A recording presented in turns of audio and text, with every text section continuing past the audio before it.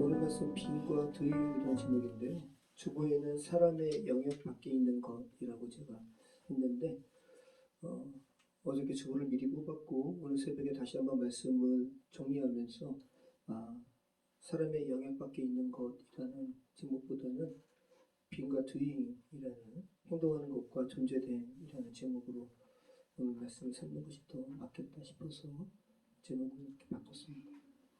자, 우리는 지난주에 잠언 15장 말씀이 관계와 관련된 구조로 묶여 있는 것을 살펴봤습니다. 하나님과 나와의 관계, 나와 이웃과의 관계, 나와 내 자신과의 관계.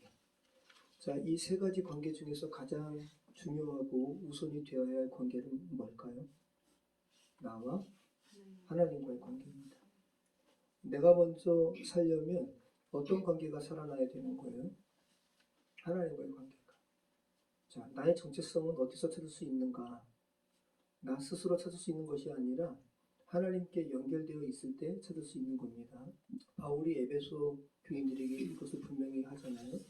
우리는 그가 만드신 바라고. 에베소 교인들이 그저 아데미 여신을 숭배했던 우상 숭배자들이었는데 그들에게 복음을 증거하고 교회된 일원들에게 야, 우리는 하나님께서 만드신 바야 라고 이야기했어요. 우리는 그가 만드신 바라 그리스도 예수 안에서 선한 일을 위하여 지으심을 받은 자니 이 일은 하나님이 전에 예비하사 우리로 그 가운데서 행하게 하려 하심입니다. 우리는 하나님께서 만드셨다라는 거예요. 근데 어떤 걸 만들 때 목적이 있잖아요. 그죠? 그 목적이 뭐라는 거예요? 선한 일. 그리스도 예수 안에서. 그리스도 예수 밖에서 선한 일을 하는 것은 하나님의 관심 밖이에요. 그것은 자기 의의를 추구하는 것일 수도 있고 전혀 영혼을 구하는 것과 상관이 없거든요. 자, 중요한 것은 우리의 정체성을 어디서 찾을 수 있는가? 난 왜 여기 존재하지? 하나님께 찾을 수 있다는 거예요. 이것을 NIV는 핸디워크로 번역했거든요. 핸디워크, 공예품이에요. 그리고 NASB는 워크맨십으로 번역했어요. 핸디워크는 장인이 굉장히 손재주 있게 최고의 장인이 만든 공예품이 핸디워크이고 워크맨십은 그 공예인의 그 가치관, 인격이 그 안에 이렇게 스며든 거예요. 그러니까 우리는 하나님의 최고의 걸작품이기도 하고 하나님의 성품이 우리 안에 스며든 존재란 말이죠. 이거 생각해 보시기 바라요. 저희 아이엄마가 독일 마을 기념품을 납품을 하게 되었는데 그 집 아이엄마가 만들었을 때 그 가치를 받고 거기서 팔 수가 있어요. 제가 똑같이 모방한다고 해도 납품도 안 돼요. 그죠? 네. 누가 만들었는가에 따라서 그 가치가 결정되는 거예요. 저 여러분은 하나님의 걸작품이라는 거, 주께서 만드셨다는 거 기억하시기 바랍니다. 자, 이 세상 만물과 나의 모든 것을 있게 하신 분과의 관계가 온전히 연결되어 있으면 나와 나 자신과의 관계도 올바르고 나와 이웃과의 관계도 올바라지고 또 그 이웃과 하나님과의 관계도 바르게 설정되는 모티브를 그 동기를 우리가 제공하게 돼요. 그죠? 그래서 우리가 지난주에 키르기스탄 선교사님과 관련된 메시지를 전했습니다. 하나님의 섭리 가운데 증거하게 하신 것 같아요. 자, 여러분은 죽었어요? 살았어요? 지금? 살았죠? 자, 의학적으로 언제 사람이 죽었다 그래요? 우리 재현아, 의학적으로 사람이 언제 죽었다고 판정을 받아? 심장. 요즘에는 심장이 멎어도 수분 되게 짧은 시간 안에 전기 충격기로, 박동기로 다시 뛰게 할 수도 있어요. 그래서 최근에 들어와서는 어떤 죽음의 부분과 생물학적인 죽음도 추가가 됐어요. 심장이 안 뛰는 거 말고 뇌가 기능을 하는가 못하는가. 뇌사 부분까지도 현대에 와서는 생물학적인 죽음에 이제 포함됐습니다. 그래서 현대의학에서는 인간 존재를 규정하는 마지막 기관을 뇌로 봐요, 뇌. 그래서 뇌 전체가 되돌릴 수 없이 정지된 순간을 죽음으로 규정하게 되었습니다. 자, 이게 생물학적인 죽음이고요. 그러면 철학에서는 어떤 경우를 죽음으로 부를까요? 세 가지 경우가 있다고 그래요. 첫 번째는 생물학적인 죽음. 심장이 멎은 거 철학적으로도 죽었다고 인정합니다. 자, 두 번째는 생물학적으로 몸은 살아있는데 뇌가 죽었잖아요. 그래서 나는 없는 경우, 이것도 철학적인 입장에서 죽음으로 봅니다. 세 번째는 그 사람임을 가능하게 하는 인격적인 구조가 무너지는 경우, 그 도덕적 판단이 사라진 경우를 죽음으로 봐요. 치매 걸린 노인, 철학적으로는 죽음으로 보는 거예요. 자기 인격을 인격대로 지금 이렇게 기능하지 못하는 경우죠. 그러면 지금 생물학적 죽음, 또 철학적 죽음 우리가 잠깐 나눴는데, 신학은 어떤 경우를 죽음으로 봐요? 그리스도가 없는. 그렇죠. 그리스도가 없는 상태가 창조주 하나님과 단절된 상태죠. 이것을 그래서 바울이 죽었다고 표현하는 거예요. 에베소 사람들에게 그래서 이렇게 얘기했잖아요. 그죠? 우리 같이 한번 읽어보겠습니다. 그는 허물과 죄로 죽었던 너희를 살리셨도다. 그때 너희는 그 가운데서 행하여 이 세상 풍조를 따르고 공중의 권세 잡은 자를 따랐으니 곧 지금 불순종의 아들 가운데서 역사하는 영이라. 전에는 우리도 다 그 가운데서 우리의 육체의 욕심을 따라 지내며 육체와 마음에 원하는 것을 하여 다른 이들과 같이 본질상 진노의 자녀였더니 긍휼이 풍성하신 하나님이 우리를 사랑하신 그 큰 사랑을 인하여 허물로 죽은 우리를 그리스도와 함께 살리셨고 너희는 은혜로 구원을 받은 것이라. 그래서 에베소 교인들에게 바울이 이야기한 너희가 죽었었지라고 할 때 그 너희는 생물학적으로는 죽은 사람들이 아니었어요. 그죠? 철학적으로 죽은 사람이 아니었어요. 멀쩡하게 다 살아있는 사람인데 신학적으로는 바울이 죽었다고 이야기하는 거야. 하나님과 연결이 끊어졌기 때문에.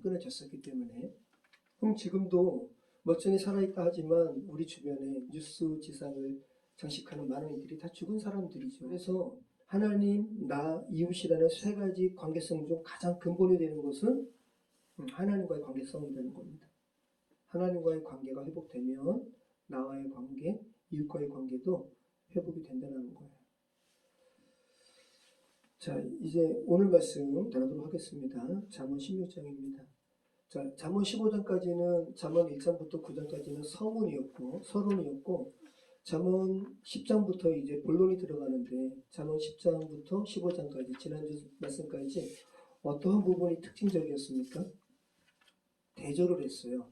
어리석은 자와 지혜로운 자, 의인과 악인, 그죠? 현숙한 여인과 음녀, 이런 식으로 대조를 하면서 여호와를 경외하는 지혜로운 자의 삶을 살 것을 촉구하는, 그래서 잠언을 듣는 이로 하여금 어떤 바른 행동을 취할 것을 요구했다면, 오늘 우리가 읽는 잠언 16장부터 22장 16절까지는 이제 본격적으로 하나님의 주권과 인간의 마음에 대한 부분을 나눕니다.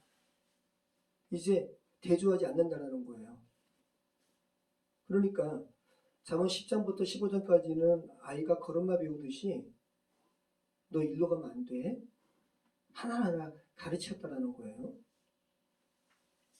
의인과 악인 대조하고, 지혜로운 자, 어리석은 자 대조하고, 부지런한 자와 게으른 자 대조하면서 바른 행동을 대조한다는 건 뭐예요? 야, 너 이 행동 해야 돼 라고 어린아이에게 가르치듯이 하나하나 세심하게 가르치는 초급 단계였다면, 이제 16장부터는 초급 단계를 벗어난 거예요. 이제는 불 만지면 뜨겁다라는 거 알아요. 어린아이에게 총을 쥐어주면 위험하다는 거 알아요. 이제는 더 성숙한 단계. 그래서 잠언 10장에서 15장까지는 이거 하지 마, 이거 해야 돼 라는 두잉의 단계였다면, 이제 16장부터는 이제 하나님의 경외하심을 아는 이들에게 존재됨의 어떠한 성숙함에 대해서 이야기하는 것이 오늘 우리가 읽는 16장부터라는 거예요. 여러분, 두임은 무엇을 하는가라는 행동의 세계죠. 근데 비잉은 뭐예요? 내가 지금 누구로 존재하는가, 어떤 자로 존재하는가라는 존재의 세계예요. 두임은 얼마나 성과를 냈는가에 관심이 있고, 그래서 속도와 관계 있어요. 야, 너 지금껏 이렇게 시간이 지났는데 이거밖에 못했어? 그죠? 속도와 어떠한 성과에 관심이 있다면, 그죠? being은 이런 성과가 아니라 존재 자체에 관심이 있어요. 그래서 doing에 초점을 두면 내가 이제까지 뭐 한 거지? 라는 좌괴감에 빠질 수 있어요. 물론 사람이 하는 일이라는 것이 시간이 가면서 다음 일을 해야 되기 때문에 doing을 무시할 수는 없어요. 근데 doing이 전부가 되어서는 안 돼요. 자, being은 행동 이전에 존재에 관심 포인트가 있다고 그랬잖아요. 지금 재훈재현 지금 막 졸기도 하고 막 그러는데 지금 재훈재현이가 지금 저와 여러분이 어떤 상태로 지금 이곳에 있는가, 이게 being의 문제라는 거예요. 나는 지금 창조주 하나님 앞에 어떤 사람으로 서 있는가, 이게 존재에 대한 문제라는 거죠. 이게 being이에요. 그래서 being은 속도와 무관해요. 성취로 증명되지 않아요. 제가 엊그저께 단톡방에 제가 글을 남겼잖아요. 토기장이 집에 참 이 근처에는 집이 많다고 그랬잖아요. 통일의 집. 또 지금은 그 안에는 뭐가 이렇게 어떤 사람이 살고 있는 것 같지는 않은데 예전에는 이레의 집이라고 있었나 보죠. 이레의 집. 그리고 프란치스코의 집. 또 토기장의 집. 자, 토기장의 집에 벌써 이제 알게 된 지 몇 년이 된 프란치스코의 지체 두 분이 왔어요. 저는 지난 작년에 안식년 가졌기 때문에 저는 몇 년 만에 본 거예요. 너무 반갑더라고요. 근데 제가 정말 뭘 봤냐면 아이 엄마가 그 사람들에게 하는 행동들. 그러니까 아이 엄마가 토기장이 집의 사람으로 존재 자체가 이렇게 서 있는 거예요. 그 사람을 환대하는 거예요. 근데 그 순간이 전 뒤에서 이렇게 봤거든요. 그걸 찍은 건데 반짝반짝 빛나는 것 같아요. 얘들아 이거 봐봐. 참 어떤 분은 40살 넘으신 분도 계시고 참 프란치스코에 계시는 분들은 중증 장애인 분들을 이렇게 돕는 분들이 이렇게 있는 거지. 근데 너희 엄마가 김경선 사모가 와 그냥 존재 자체로 이들을 다 품는 모습으로 이렇게 반응하는 거야. 난 그것을 보면서 와 이게 토기장이 집이 나는 이제 도잉을 나는 생각을 했던 거지 그동안. 도잉의 관점에서 본다면 토기장이 교회가 토기장이 집이 뭘 그렇게 별로 하는 것 같지가 않고 아니 하는 건 많이 하는 것 같은데 어떠한 성과물이 없는 것 같고 내 입장에서 말이야. 근데 그게 아니라 토기장이 집이라는 존재 자체가 이곳에 있는 것만으로도 이분들 한 분 한 분들에게 하나님께서 갖고 계신 필요를 채워주는 곳이구나라는 것을 깨달았어요. 그래서 하나님께서 이 순간을 위해서 토기장의 집을 두셨구나. 저는 저희 목회가 토기장의 집이라는 이 공방이 목회를 돕는 또 다른 부가적인 어떤 수단이라 생각을 했지. 나의 존재됨이 이 토기장의 집에서 투영되는 곳이라고 생각을 안 했거든요. 저는 그냥 재작업할 때는 그런 모습이 드러났지만 이러한 다른 사람들에게 있어서 이 토기장의 집이 어떤 곳으로 위치해 있는지 이런 부분까지는 제가 이렇게 생각을 못했어요. 근데 이번에 아무튼 특별한 제 일생에 있어서 굉장히 중요한 순간을 하나님께서 이렇게 착 이렇게 찍으신 것 같아요. 존재가 뭔지, 빙이 뭔지를 이렇게 보여주신 것 같아요.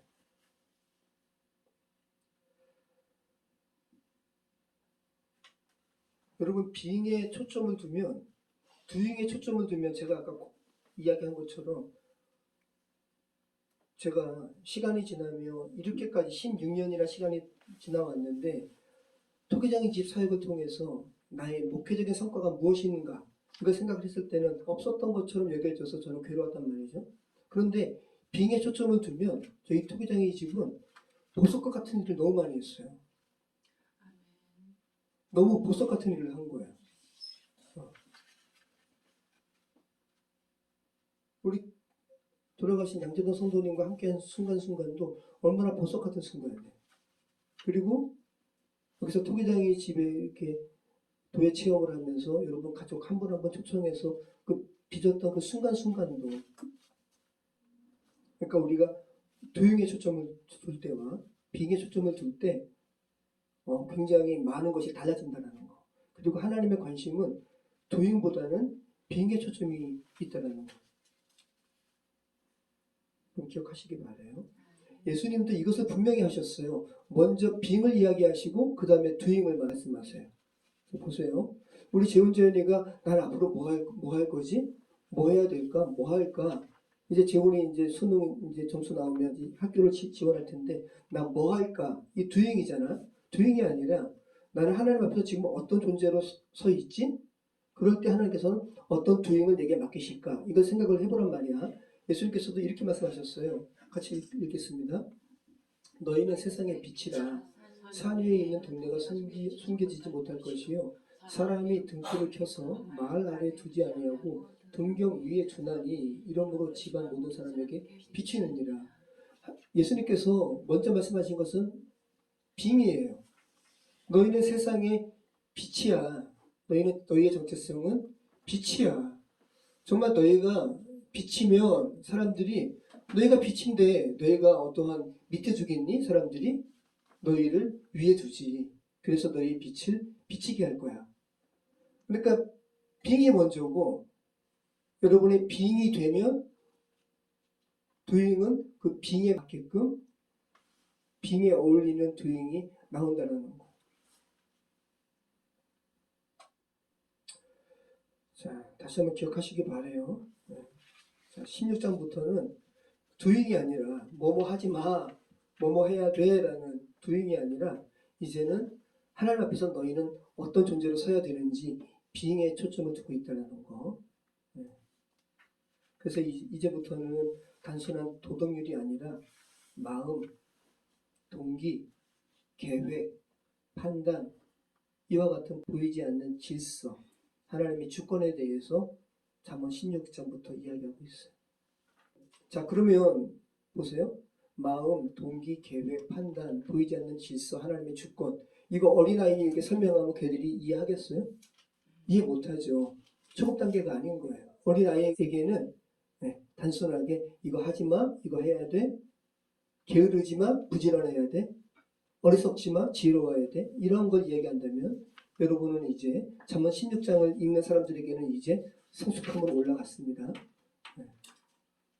그래서 잠언 16장에는 여호와라는 표현이 집중적으로 나타나요. 몇 번 나옵니까? 잠언 16장에 여호와라는 표현이 몇 번 나옵니다. 10번. 우리 같이 한번 읽어보겠습니다. 마음의 경영은 사람에게 있어도 말의 응답은 여호와께로부터 나오니라. 한번 마음의 행위가 자기 보기에는 모두 깨끗하여도 여호와는 심령을 감찰하시라. 2번 너의 행사를 여호와께 맡기라. 3번 그리하면 내가 경영한 것이 이루어지리라. 여호와께서 모든 것을 그 쓰임에 적당히 지으셨나니 악인도 악한 자를 적당하게 하시느니라. 물은 마음이 교만한 자를 여호와께서 미워하시나니 피차 손을 잡을지라도 벌을 면치 못하리라. 인자와 진리로 인하여 죄악에서 거두되고 여호와를 경외함으로 말미암아 악에서 떠나게 되느니라. 사람의 행위가 여호와를 기쁘시게 하면 그 사람의 원수라도 그와 더불어 화목하게 하시느니라. 사람이 마음으로 자기의 길을 계획할지라도 그의 걸음을 인도하시는 이는 여호와시니라. 8번째 나왔고요. 자, 그 다음 공평한 저울과 접시 저울은 여호와의 것이요 주머니 속의 저울추도 다 그가 지으신 것입니다. 오늘 마지막 말씀 제비는 사람이 뽑으나 모든 일을 작정하시 하기는 여호와께 있느니라. 자, 보다 성숙된 단계로 진입하면서 여호와께서라는 이 부분이 강조되는 것은 뭐예요? 여러분의 존재됨은 여호와께 연결되어 있을 때 여러분의 존재됨이 서기 때문에 여호와께서 이렇게 반복되어 있는 거예요. 제 아무리 멋있는 작품도 그 멋있는 것을 만든 창조 그 제작자와 연결되어 있을 때 가치가 있는 거예요. 자, 1절부터 9절은 이제 마음의 계획, 또 인간의 의도와 하나님의 결정이 이렇게 서로 대조되면서 이야기합니다. 자, 하나님이 하시는 일은 네 가지라는 거예요. 계획하는 일은 인간이 하는 거예요. 인간이 계획하는 건데 그 계획하는 일의 응답은 인간의 영역이 아니라는 거예요. 제가 토기장이 집 사역을 하잖아요. 계획도 하고. 근데 여기에 대한 어떠한 성과를 제가 기대하잖아요. 근데 이 성과는 그 응답은 저의 영역이 아니라는 거예요. 그죠? 그래서 1절에서 그 이야기 하는 겁니다. 마음의 경영은 사람에게 있어도 말의 응답은 여호와께로부터 나온다. 네. 그다음 두 번째는 뭐예요? 하나님께서 달아보신다는 거예요. 행동의 2절이죠. 사람의 행위가 자기 보기에는 모두 깨끗하여도 여호와는 심령을 감찰하시느니라. 하나님께서는 저와 여러분을 달아보세요. 저울 위에 두신다는 거예요. 그래서 벨사살 왕에게 하나님께서 달아보셨죠. 메네메네 되길 우바르신 너의 행위가 하나님 앞에 너의 인생이 들림바 되었거든. 근데 너 부족하다라는 것이 메네메네 되길 우바르시나니에요. 자, 하나님이 하시는 일 응답을 주신다. 응답하시는 분은 하나님. 행동의 동기를 재어보신다. 인간의. 그 다음에 모든 것을 당신의 목적대로 이끄신다. 그죠? 4절이죠. 여호와께서 온갖 것을 그 쓰임에 적당하게 지으셨나니. 하나님이 만드신 것에 목적이 없는 게 없어요. 저와 여러분은 하나님의 만드신 바라고요. 목적이 있다고요. 그래서 저와 여러분의 삶을 하나님께서 당신의 목적대로 이끄신다는 거 기억하시기 바랍니다. 자, 네 번째는 사람의 걸음걸음을 인도하시는 분은 여호와시라는 거예요. 9절이죠. 사람이 마음으로 자기의 길을 계획할지라도 그의 걸음을 인도하신 이는 여호와시니라. 일서 말씀과 같죠. 계획하는 것은 사람이 해요. 사람의 영역입니다.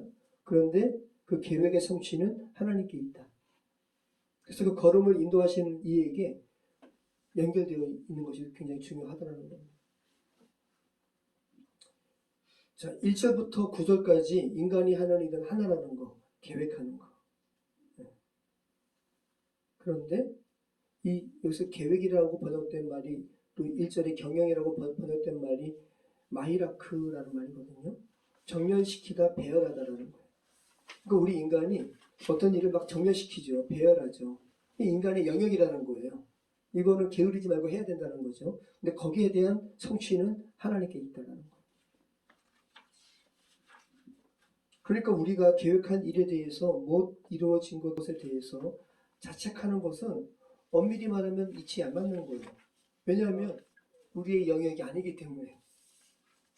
그러니까 우리의 영역과 관련된 것의 잘잘못을 우리가 생각해야지 일의 성취와 관련된 것은 우리의 영역 밖이니까 우리의 영역 밖에 관련된 것을 우리가 잘잘못 따지는 것은 이거는 넌센스라는 거죠.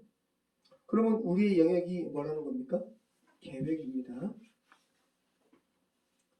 이 계획의 단계에 그죠? 여기 청소년들 또 우리의 자녀들 젊을 때 계획하잖아요. 인생을 계획하는데 그 계획의 단계에 하나님과의 바른 관계성 가운데 계획했는가 이것을 생각해야지 성취에 대한 부분은 하나님의 영역이니까 거기에 매이면 안 된다는 거예요.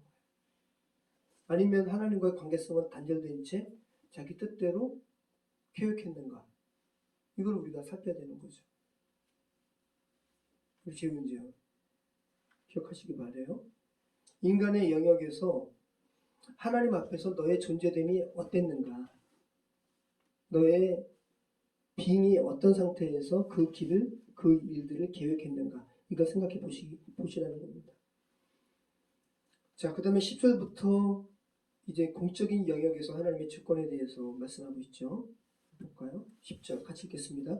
하나님의 말씀이 왕의 입술에 있은즉 재판할 때에 그의 입이 그르치지 아니하리라. 공평한 저울과 접시저울은 여호와의 것이요 주머니 속의 저울추도 다 그가 지으신 것입니다. 악을 행하는 것은 왕들이 미워하나니 이는 그 보좌가 공의로 말미암아 굳게 서느니라. 의로운 입술은 왕들이 기뻐하는 것이요 정직하게 말하는 자는 그들의 사랑을 입느니라. 왕의 진노는 죽임의 사자들과 같아도 지혜로운 사람은 그것을 쉬게 하리라. 왕의 희색은 생명을 뜻하나니 그의 은택이 들진 비를 내리는 구름과 같으니라. 10절에서 15절까지는 공적인 영역을 말씀하고 있잖아요. 왕과 관련된 얘기가 나오잖아요. 가정이나 개인이 아니라 왕이라는 공적 존재 자리로 확장돼요. 자, 그래서 이 잠언 말씀이 우리가 이전에도 살펴봤는데, 그죠? 개인적 영역에서 왕이라는 공적 존재까지 언급하는 이유가 뭘까요? 하나님께서는 저와 여러분이라는 개인적인 차원을 넘어, 그죠? 공적인 사회도 주님께서 관장하신다는 거죠. 당신의 공의로, 미시파트로 당신의 사회를 유지시키시는 분이 하나님이시라는 거예요. 아직 끝나지 않은 내란 사태가 이제 곧 있으면 1년을 맞이하네요. 정말 일상이었잖아요, 일상. 저는 그때도 이제 안식년 다녀와서 제가 말씀드렸지만, 전 누워서 잠겨두고 있었다고요. 모처럼 이기고 있었는데, 얼마나 아까워요. 이기고 있으니까 계속 하고 싶잖아요, 그죠? 근데 아이 엄마가 유나무리가 계엄했어, 그래서.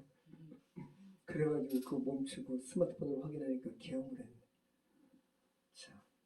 자, 근데 이 결코 실패할 수가 없었던 유나무리의 친위 쿠데타였어요. 근데 실패했잖아요.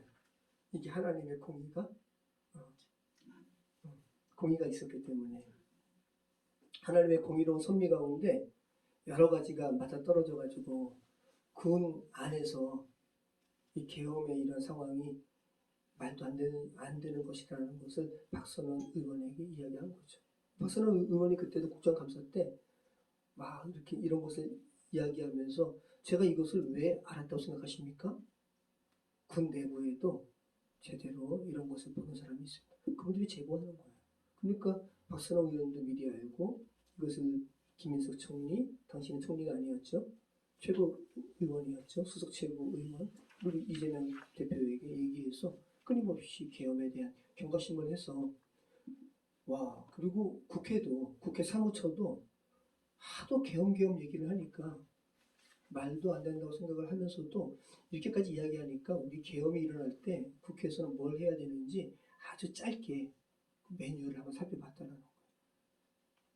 이런 게 다 맞아떨어져가지고 계엄이 그리고 정보기관도 그죠? 정보기관에서도 서열 두 번째가 제대로 보수의 역할을 했고 또 개인들도 또 국제사회도 압력을 가했고요. 자, 이 모든 것이 인간이 하는 게 아니라 하나님의 공의로 사회를 이렇게 질서 있게 유지하신다는 거예요. 자, 그 다음에 33절. 이게 결정적으로 다시 1절의 말씀을 반복하는 거죠. 사람이 마음으로 자기 길을 계획할지라도, 그죠? 그 길을 인도하시는 이는 여호와시다. 그 말의 응답도 여호와께 있고, 9절에 그 모든 일을 인도하시는 자는 길을 인도하시는 자는 여호와다. 여호와께 있다. 요거랑 똑같은 말이에요. 제비는 사람이 뽑으나 모든 일에 작정하기는 여호와께 있느니라. 여러분 제비 만드는 거 쉬운 거 아니에요. 이건 인간이 계획해서 만드는 거예요. 그죠? 사람이 뽑아요. 그래서 가장 사람이 할 수 없는 게 사람이 개입할 수 없는 게 제비 뽑기인 거예요. 제비 뽑기. 이 제비 뽑기의 결과는 하나님께 있는 거예요. 모든 일에 작정하기는 여호와께 있다. 뭐 대통령 선거도 결국은 제비 뽑기 아니에요? 그죠? 근데 그 안에 하나님께서 섭리가 있는 거죠. 하나님께서 우리나라 더 정말 악이 뭔지를 알려주시기 위해서 이 나무의 일당을 잠시 동안 세워두신 거예요. 그래서 감당 못하잖아요. 그리고 더 정말 참된 가치에 대해서 생각하게 되는 그 상황으로 주께서 이끄시는 거예요. 저는 하나님의 섭리가 있다고 생각이 됩니다. 자, 그러면 여러분 이거 한번 보시죠. 제비는 사람이 뽑으나 모든 일에 작정하기는 여호와께 있다. 그러면 계획하는 것은 사람의 영역인데, 그죠? 그럼에도 불구하고 그 계획의 결과는 하나님께 있다면, 그럼 사람이 살 자리는 뭐예요, 그럼? 생각해 보시기 바래요.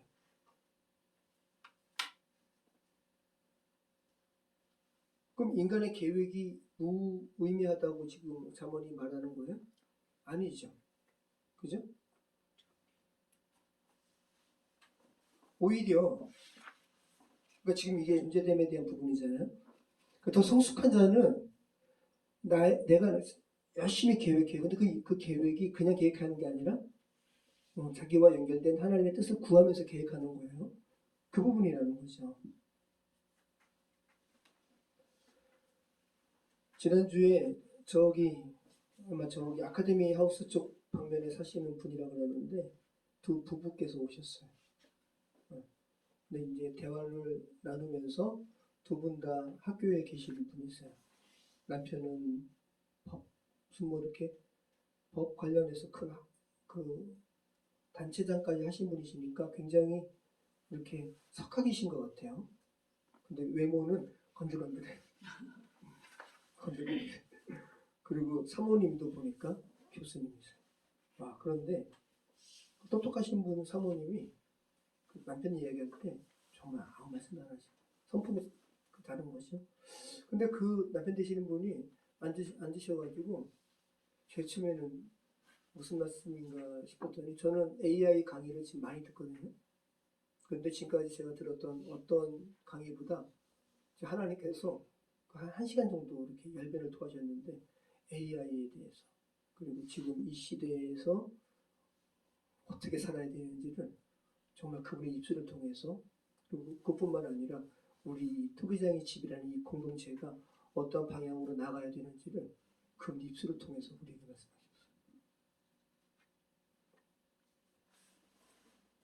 저희는 가끔 주님께서 특별한 만남을 하게 하십니다.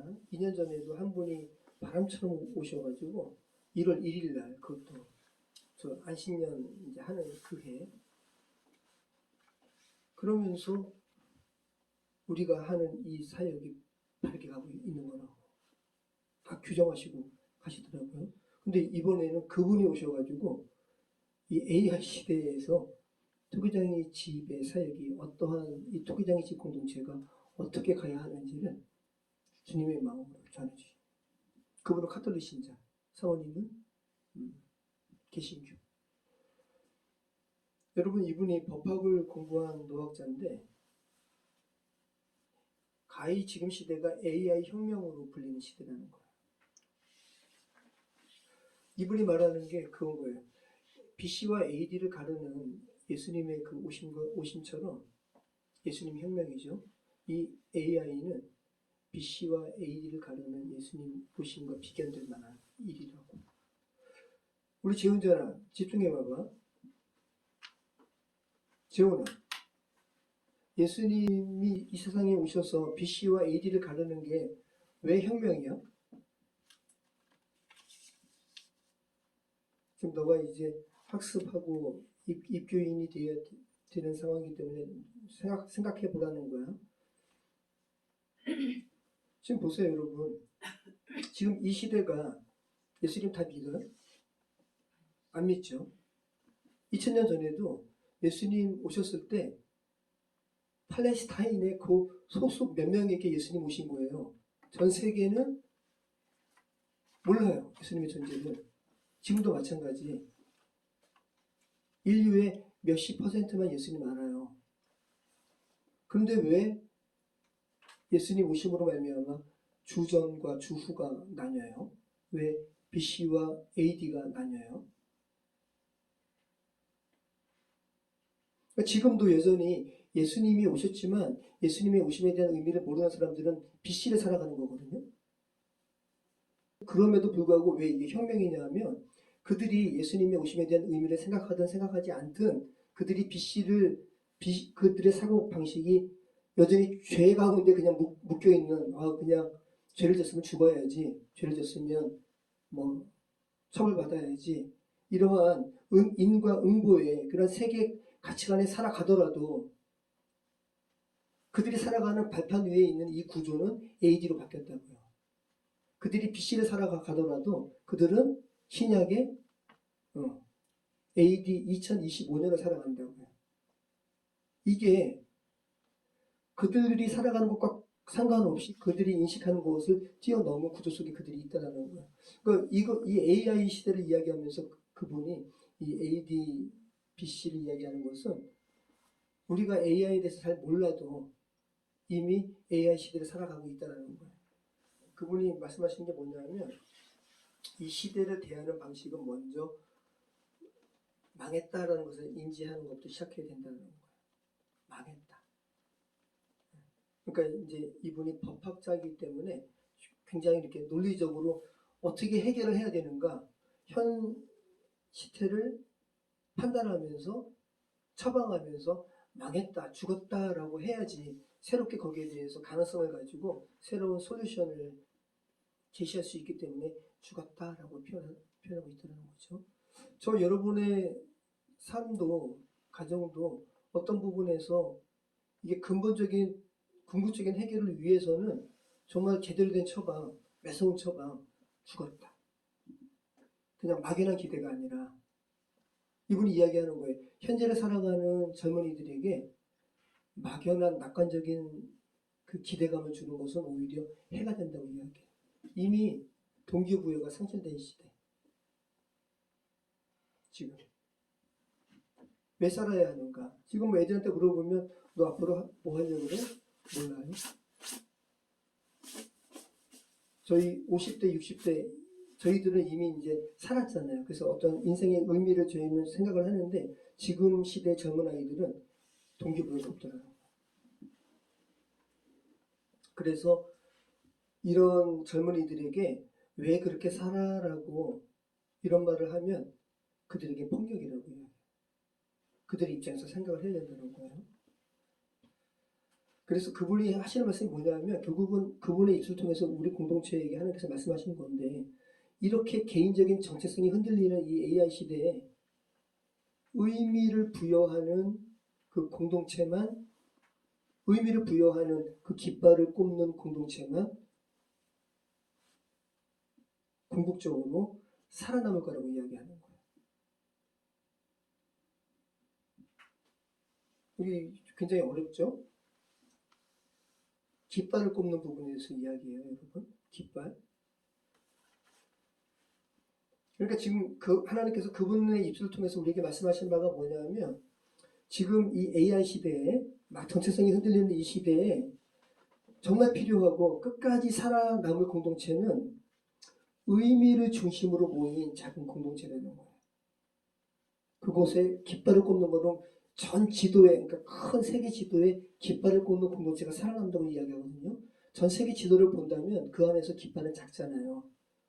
그런데 그 깃발이 굉장히 의미 있는 공동체에 나 여기는 의미가 있다. 딱 깃발 꽂는 거예요. 지금 이 시대는 대량으로 뭘 생산하고 대량으로 소모품처럼 자기가 쿠팡의 노동자들처럼 꿀벌처럼 일하는 곳인데 그래서 큰 것이 아니라 작은 곳에서 의미가 굉장히 밀도 있게 전해지는 공동체가 살아남을 거라고 이야기하는 거예요.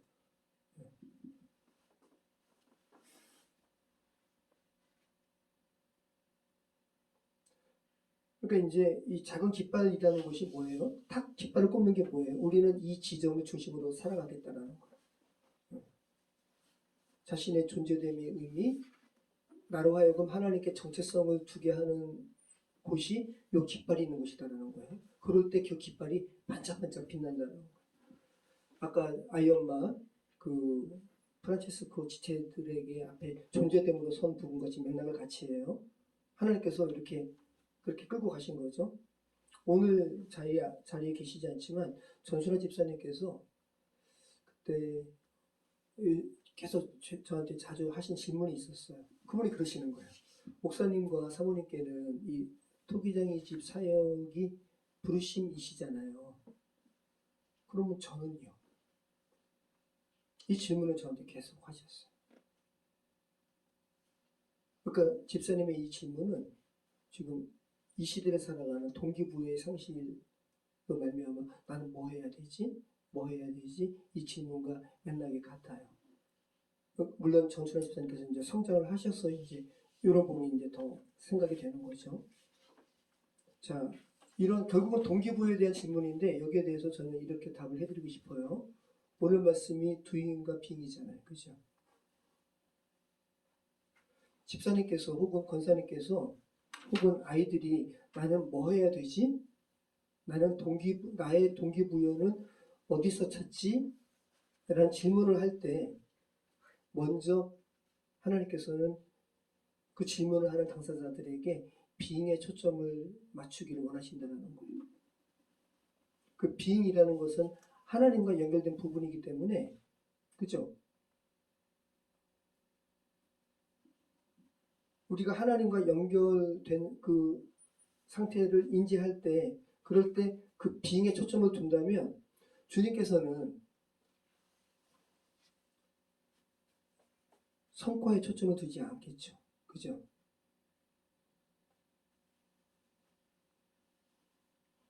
그러니까 우리가 being에 초점을 둘 때 하나님께서는 우리의 성과에 초점을 두는 게 아니라 저와 여러분이 지금 어떤 존재로 되어가고 있는가 거기에 관심을 두고 계시더라는 거예요. 이번에 아이 엄마가 프란치스코 그분들에게 할 때 제가 이렇게 반짝하고 제 어떤 인생에 어떤 되게 아주 의미 있는 사진이 한 장에 탁 찍힌 것처럼 제가 그만큼 이제 존재됨에 대해서 이렇게 눈을 떴어요. 저와 여러분이 말씀을 듣고 있는 이제 들으시겠죠? 집사님이 뭐를 할까? 그러면 저는 뭐 해야 되죠? 사모님과 목사님이 토기장인 집 사역은 사모님과 목사님의 사역이라면 저는 뭐 해야 되죠? 여기에 하나님께서는 뭐 해야 되지요? 라고 거기에 초점을 두시는 게 아니라 하나님께서는 너가 지금 어떤 존재가 되어가고 있는가에 관심이 있다는 거예요. 그러면 하나님께서는 어떤 존재됨이 되면, 그죠? 어떤 존재에게 걸맞는 doing을 허락하세요. 아까 예수님께서 말씀하셨잖아요. 너희는 세상의 빛이다. 빛의 doing은 비치는 거잖아요. 너희는 세상의 소금이다. 소금의 doing은 짠맛을 주는 거예요. 그러니까 지금 이미 권사님도 나는 뭘 해야 되지? doing을 가끔 이렇게 생각을 하신다면 이미 하나님께서 권사님의 존재됨에 걸맞는 doing을 하게 하신다는 거. 하고 계시다라는 거. 수민이에게 권사님은 doing하고 계세요. 그리고 권사님의 가족분들에게 지금 권사님의 존재된 만큼 doing하고 계신다는 거. 다윗이 이야기하는 내 잔이 넘치나이다. 그러니까 기독교인의 정체성은 하나님께 연결 둔 것이기 때문에 하나님께서 연결을 허락하신 그 존재됨의 분량만큼 하나님의 은혜를 허락하시죠. 그리고 그 분량만큼 넘쳐요. 그 넘침이 doing이 되는 거죠.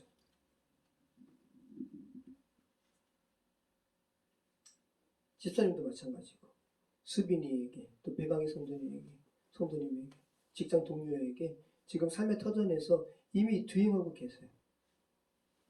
그리고 크리스찬의 doing이라는 것은 하나님과 연결된 존재잖아요. 그죠? 그럼 결국은 뭐겠어요? 하나님의 생명을 흐르게 하는 게 하나님의 자녀의 그 존재됨을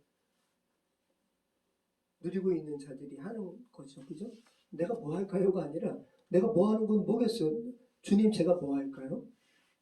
이게 이제 doing에 대한 문제인데 이미 답이 있잖아요. 주님, 이미 하나님을 주님으로 인식하고 계세요. 그러면 생명을 이렇게 드러내는 거죠. 흐르게 하는 거죠. 삶 가운데.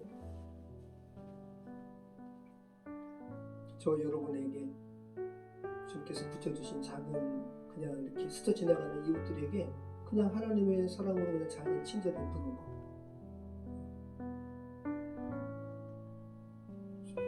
그 존재 그 자체로 그냥 프란체스코 그분들에게 아이처럼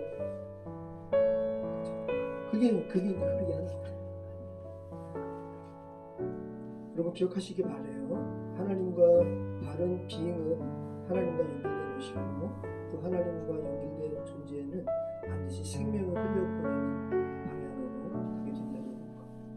그리고 그 흘러감은 반드시 존재의 분량만큼 넘친다는 것. 여러분이 주님 안에서 여러분의 비행이 존재됨이 성숙해지고 장성하게 되면 그만큼 여러분의 사역은, 그죠? 여러분도 생명의 사역을 하시는 분들이에요. 크리스찬이니까. 그 사역은 그만큼 커지게 되고 그만큼 지경이 넓어지게 될 거예요. 복된 하나님의 그 존재로 살아가시는 그런 저희 삶이 되었으면 좋겠습니다. 기도하겠습니다. 참 좋으신 하나님 감사합니다. 이 시간 잠언 16장 말씀을 통해서 이제는 어린아이와 같이 이거 하지 말아라 해라 하는 대조적인 것이 아니라 대조적인 가르침이 아니라 하나님의 자녀라는 그런 존재됨 안에서 더 성숙됨으로 나아가야 할 것을 말씀하고 있는 것이 알려주시면 감사합니다. 아버지 하나님, 저희 투기장의 집처럼 우리 살아가는 저희 한 분 한 분의 그런 삶의 사역에 주님 기름 부어 주셔서 하나님의 생명이 그 존재의 분량만큼 흘러 넘치게 되어